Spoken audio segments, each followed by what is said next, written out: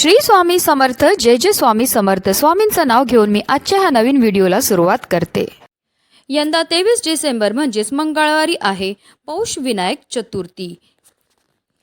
यावेळेस विनायक चतुर्थीला अंगारक योग जुळून आलेला आहे. विनायक किंवा संकष्टी चतुर्थीला अंगारक योग जुळून येणे विशेष मानले जाते. याबद्दल मुद्दल पुराण तसेच गणेश पुराणात संदर्भ आढळून येतो. अंगारक म्हणजे मंगळ ग्रह जो निखाऱ्यासारखा लाल भडक दिसतो. त्याने भारद्वाज ऋषींकडून गणेश मंत्र घेतला आणि गणरायाची उपासना केली. त्याच्या उपासनेवर प्रसन्न होऊन बाप्पाने त्याला आशीर्वाद दिला की माझ्या जन्माची तिथी चतुर्थी होती, म्हणून मंगळवारी येणारी चतुर्थी तुझ्या नावावर अर्थात अंगारकी चतुर्थी म्हणून ओळखली जाईल. अमंगळ समजल्या जाणाऱ्या मंगळ ग्रहाला ज्या वरद विनायकाने पावन केले त्या विनायकाने आपलाही उद्धार करावा या हेतूने अंगारकी चतुर्थीचे व्रत हे केले जाते. वर्षातील सर्व चतुर्थी व्रत केल्याचे फळ मिळते. शिवाय मंगळ ग्रहाची आणि खुद्द गणरायाची आपल्यावर कृपादृष्टी होते. गणपती बुद्धीचे देवता आहेत. गणपती हे वैश्विक देवता आहेत. गणेश ही प्रेरणा देणारी देवता आहे. विविध कलांच्या आविष्काराने सर्वांशी खुला संवाद साधणारे आणि सर्वांना आपलेसे वाटणारे हे दैवत पराक्रमी असले तरी कोपिष्ट नाही, तेजस्वी असले तरी तापहीन असे हे दैवत. यामुळेच दैवत्व असलेला गणपती जवळचा आणि आपला वाटतो. कोणत्याही शुभ कार्याची सुरुवात, नवीन कामाचे प्रारंभ प्रथमेश विघ्नहर्ता गणपती बाप्पांच्या पूजनाने केली जाते. अंगारकी चतुर्थीचे व्रत केल्यास कोणतेही संकट येत नाही अथवा संकट आले त्याचे निवारण होते अशी मान्यता आहे. माता आपल्या मुलांच्या उज्ज्वल भविष्यासाठी, पतीच्या दीर्घायुष्यासाठी हे व्रत आवर्जून करतात. धार्मिकदृष्ट्या हा दिवस अतिशय महत्त्वाचा असल्यामुळे या दिवशी काही प्रभावी उपायांनी सेवा देखील केल्या जातात.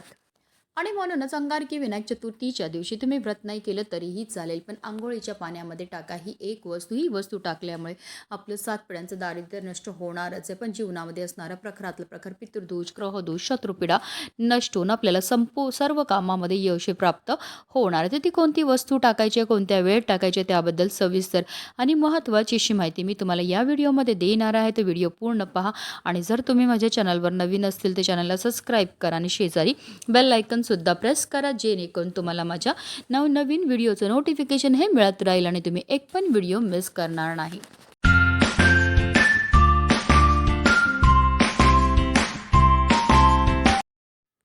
पौष महिना सूर्यदेवाला समर्पित आहे.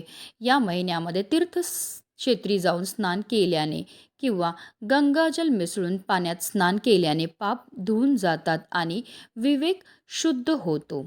पौष महिन्यामध्ये स्नान करून सूर्यदेवाला अर्घ्य देणे आणि ओम आदित्याय नमः या मंत्राचा जप केल्याने धन, समृद्धी आणि उत्तम आरोग्य प्राप्त होतं.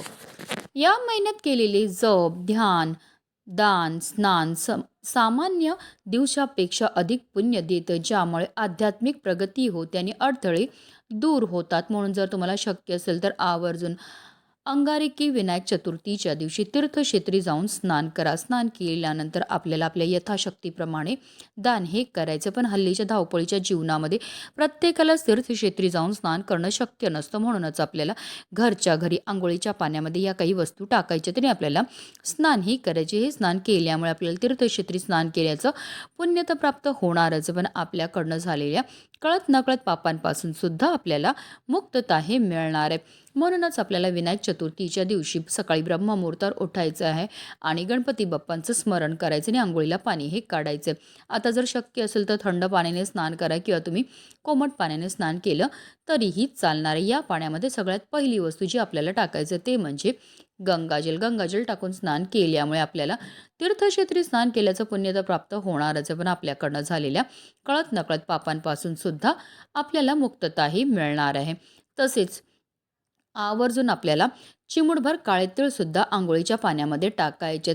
तीळ हे गणपती बाप्पांना अतिशय प्रिय आहेत. तसेच काळे तीळ हे आपल्या पितरांना सुद्धा समर्पित आहेत आणि काळे तीळ टाकून स्नान केल्यामुळे शनिदेव देखील प्रसन्न होतात आणि आपल्या जीवनामध्ये असणारा प्रखरातला प्रखर पितृदोष, ग्रहदोष, बाधा, दारिद्र्य दूर होण्यामध्ये मदतही मिळत असते. कारण तिळांना दारिद्र्यनाशक असं सुद्धा म्हटलं जातं. त्याचबरोबर आवर्जून आपल्याला अंघोळीच्या पाण्यामध्ये पंचगव्य सुद्धा टाकायचं आहे.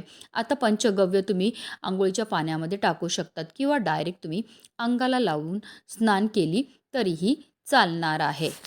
आता पंचगव्य म्हणजे काय? गाईचं दूध, दही, तूप, गोमूत्र आणि शेण या 5 गोष्टींना मिश्रणाला पंचगव्य म्हणतात. गायी संबंधित या 5 गोष्टींना हिंदू धर्मात विशेष महत्त्व आहे. हिंदू धर्मात पंचगव्याशिवाय कोणतेही शुभ कार्य पूर्ण होत नाही. खेड्यापासून शहरापर्यंत कोणत्याही धार्मिक सण, शुभ कार्य, पूजा विधी यामध्ये पंचगव्याचा वापर करण्याला प्राधान्य दिलं जातं. पंचगव्याचा उपयोग घरगुती शुद्धीकरणपासून शरीर शुद्धीपर्यंत केला जातो. म्हणून आपल्याला आवर्जून पंचगव्य अंघोळीच्या पाण्यामध्ये टाकायचं आहे किंवा अंगाला चोळून स्नान केलं तरीही चालणार आहे.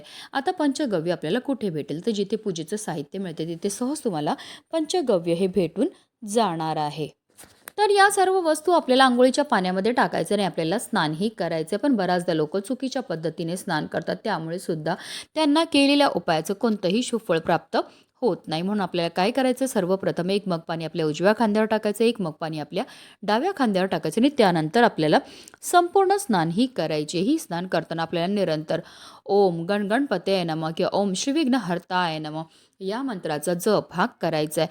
जेव्हा आपण अंघोळीच्या पाण्यामध्ये या सर्व वस्तू टाकतो त्याचबरोबर मंत्राचा जप करतो, त्यामुळे आपल्या तनाबरोबर आपल्या मनाची सुद्धा शुद्धीही होत असते आणि पवित्र तनाने आणि पवित्र मनाने केलेल्या प्रत्येक कार्यामध्ये आपल्याला 100 पटीने पुण्यफळ हे प्राप्त होतं. अतिशय प्रभावी असा हा उपाय केल्यामुळे आपल्या जीवनामध्ये असणारा प्रखरातला प्रखर पितृदोष, ग्रहदोष, शत्रुपीडा तर नष्ट होणारच आहे, पण आपलं 7 पिढ्यांचं दारिद्र्य नष्ट होऊन आपल्या संपूर्ण कुटुंबाची भरभरून अशी प्रगती होणार आहे. म्हणूनच व्हिडिओ जास्तीत जास्त लोकांपर्यंत शेअर करा, जेणेकरून प्रत्येकाच्या आयुष्याचं कल्याण हो हीच मनामध्ये इच्छा.